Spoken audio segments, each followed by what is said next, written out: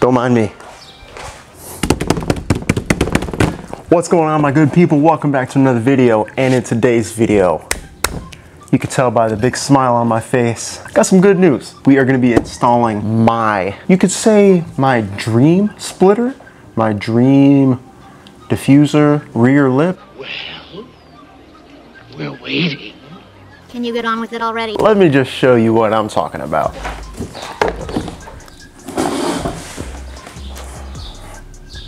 Finally.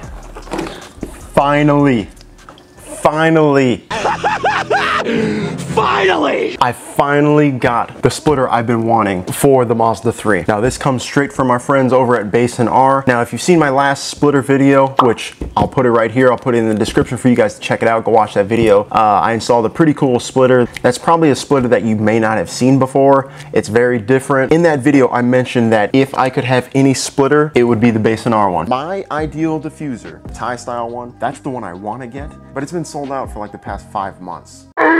Is it going to be in stock anytime soon? Who knows, but when it does, I will be getting that one. See, I did say that. Well, finally got it. Finally came back in stock. This is going to completely transform the whole back end of the car with my newly installed side skirts. All of this is going to tie the car in perfectly. Oh no, that's the whole video. So guys, as you can see, it is a flat black color. So when you pick up this diffuser from Bayson R, it's under the description of unpainted raw polyurethane. So what I'm going to do is I'm going to take this over to my friends at M4 Restorations. They did a fantastic job color matching my spoiler. They did great work, so I'm going to take it over there and get this color matched to the black pearl of the rear bumper, and it's going to look seamless. I'm so excited. So we're going to head over there right now. We'll be right back. Several days later. And we're back. Man, do they do some fantastic work. I'll go ahead and show you some close-ups. They got the pearlescent black mica perfectly, man. This is going to look so good on this car. Without further ado, man, I'm too excited. Let's just go ahead and hop into this install. But first, what we're going to do is I'm going to go ahead and clean it up a little bit, and I'm going to throw a ceramic coating on there just to protect it for long-term durability. Alright guys, so here we are in the back. I went ahead and jacked the car up. I removed the old diffuser as well as took off the rear wheels because I'm not sure what we're going to be doing in the wheel well, but I think it's going to make contact somewhere in the wheel well. So with all that out of the way, let's go ahead and mock up this new diffuser and take it step by step.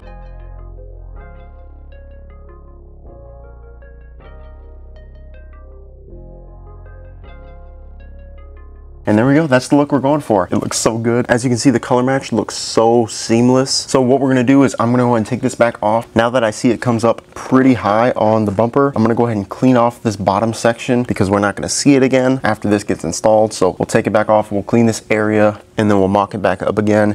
All right, so we got the area all cleaned up. We got the bumper put back on. Bayson R provided us with some tools that we're gonna be using and installing. We have these two 90-degree angle plates. We also have some weather stripping. I'm assuming that goes all around here, all along the edges. They also provided us with some 3M tape, as well as 2 screws and 2 pop rivets. Now, no instructions, so we're gonna take this step by step and figure things out. So the first thing we're gonna do is we're gonna take the provided weather guard and we're gonna go ahead and run it all along the entire top. This is gonna take a minute, so I'm gonna go off camera and do that, and we'll see you at the very end. I got that double-sided weather stripping done. It was tedious, super tedious, and I'm gonna be honest with you, it's extremely flimsy. I don't think this stuff is gonna last that long. I give it maybe about a week. So hopping up underneath, we have 6 cutouts for 6 bolts. They're already pre-existing, so all we're gonna do is, just for right now, we're not gonna tighten anything down, but we're gonna remove the bolts, bolt them up a little bit, and kind of adjust, kind of go from there, see what we gotta do next. Now let's go ahead and talk about these plates that came with the kit. What we're gonna do is, I believe we're gonna take this plate, obviously it's gonna kind of sit something like this. We have these 2 exposed holes. Now Bayson R only provided us with 2 bolts. I'm assuming just one for one side, one for the other side. So I went and dived into the toolbox and got a secondary bolt for this side to go along with their provided one. If we do it like this, we're gonna be covering up this exposed hole right here for our fender liner. Now what I'm gonna assume we're gonna do is probably make a hole right here for that bolt to go right back in here, making this even more secure. So we're just gonna make a pilot hole on here and expand this hole out to 1564. That's the size of the bolt that that came with my Rally Armor mud flaps. Now I drilled out our third hole for our bolt to go through right there. So what I'm assuming now what we're gonna do is we're gonna have to drill out this top hole for our rivet to go through. So this hole right here actually doesn't line up with this top hole. It's literally just underneath it. But with that said, my only concern is it also doesn't reach too far inward on the actual weather guard itself. It kind of goes to about like right here, coming very, very close to the body line. I don't know how good this is gonna really hold, but we're gonna just drill out a hole, see how far we can get, and hopefully it works out. So I did go ahead and drill out this hole. Now, as you can see, as I did mention, it's very, very close to the body line. However, it does clear, so we're good there. Everything is lining up how it's supposed to. We're gonna do the same thing on the other side. So I do have everything just about in place.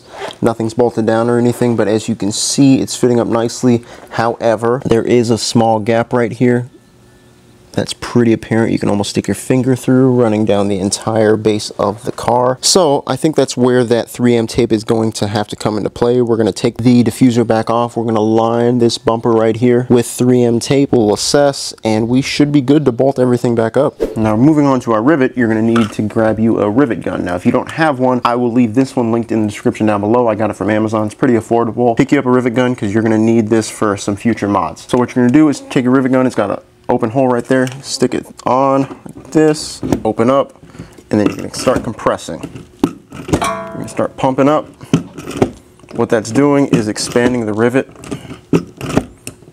and when it's ready, it'll pop on you, just like that, and it'll break off. And now, that's in there, not going anywhere. So now what you're gonna do is, you have the Rally Armor mud flaps, you just put the mud flap back on, install the two bolts the same way. Well, there we have it, guys. That is the installation complete of the Bayson R rear diffuser. It looks phenomenal. That was a tedious one, but the result came out fantastic. I couldn't be happier. The car is shaping up really good. There's not too many cosmetic things left really to do to it, aside from maybe a hood. That'll be in the works sometime. So if you learned anything and liked the video, please smash the like button, share, and subscribe. We'll see you in the next one. Stratty out.